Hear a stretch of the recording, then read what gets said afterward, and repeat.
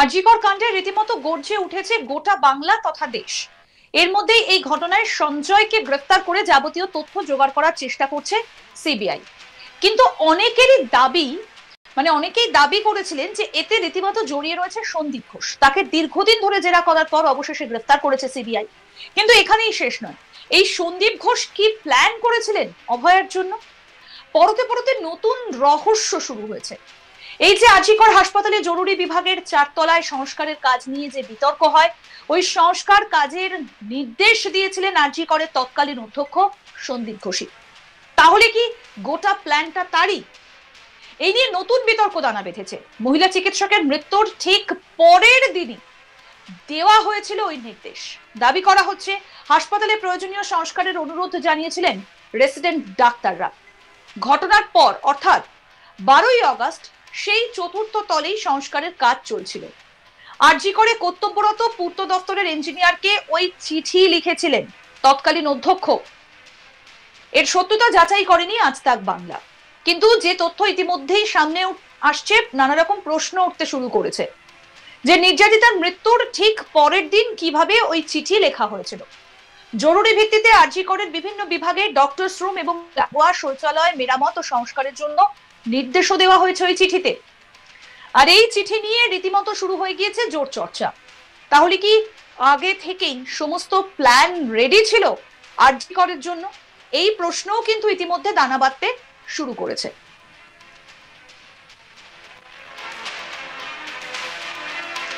এই মুহূর্তে সেই চিঠি আপনাদেরকে আমরা দেখাচ্ছি, এবং এই চিঠিটা লেখা হয়েছিল কিন্তু 10 তারিখে, অর্থাৎ 9 তারিখের ঘটনা।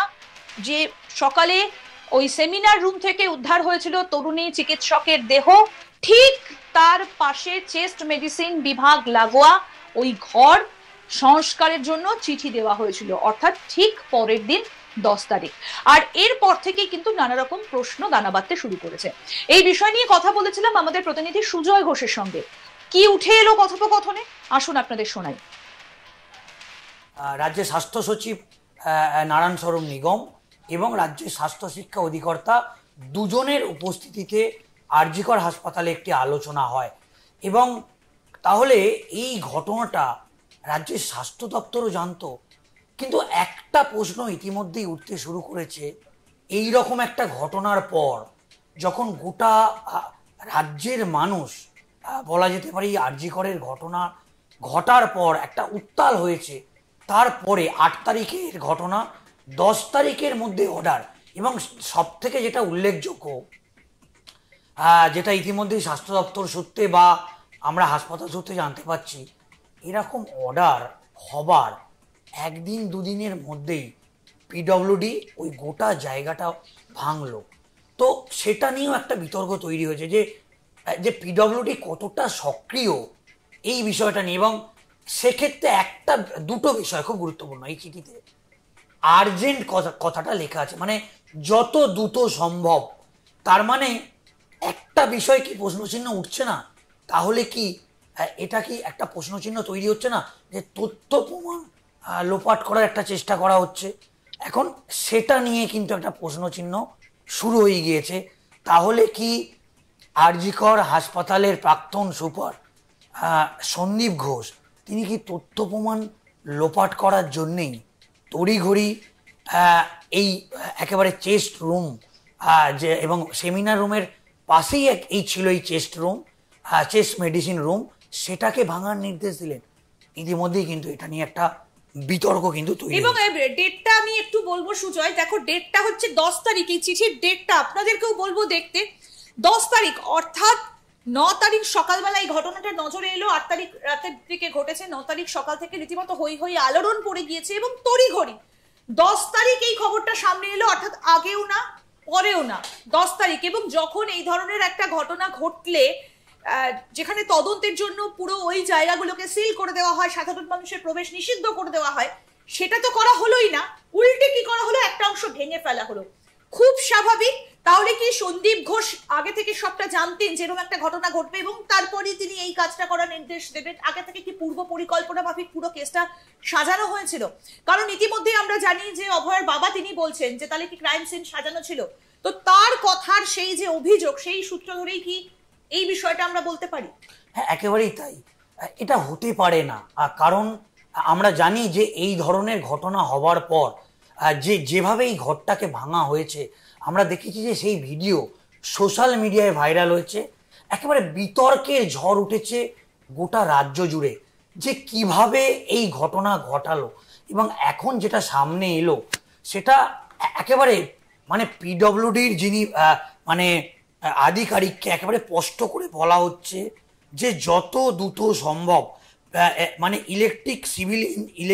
সিভিল এবং ইলেকট্রিক বিভাগের ইঞ্জিনিয়ারদের নির্দেশ দেয়া হচ্ছে।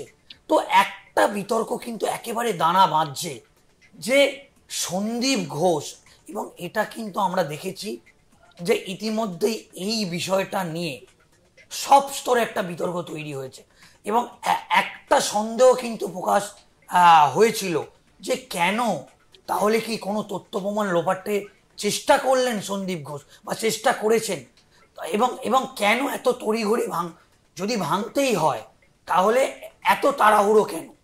তো সেক্ষেত্রে এই চিঠিটা সামনে আসার পর আমরা জানি ইতিমধ্যেই সিবিআই তদন্ত করছে, এবং তদন্তের এই চিঠিটা একটা গুরুত্বপূর্ণ নথি যে সিবিআই এর হাতেও এটা এসেছে ইতিমধ্যেই, সেটা কিন্তু বলতেই হয়।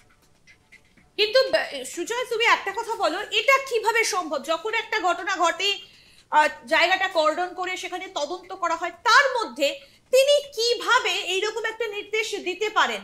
হাইকোর্ট যেটা বলেছে যে উনি তো অত্যন্ত প্রভাবশালী, যে একটা জায়গা থেকে ইস্তফা দিলেন, দিতে না দিতেই আবার আরেকটা জায়গা থেকে মাথা করে পাঠিয়ে দেওয়া হলো, উনি তো যথেষ্ট প্রভাবশালী, এবং তারপরে হাইকোর্ট বলার পরে তাকে ছুটিতে পাঠানো হয়।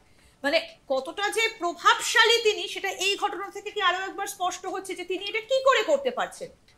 একেবারেই তাই, এবং সত্যি তাই যে সন্দীপ ঘোষ যে কতটা প্রভাবশালী এই চিঠি দেখে স্পষ্ট।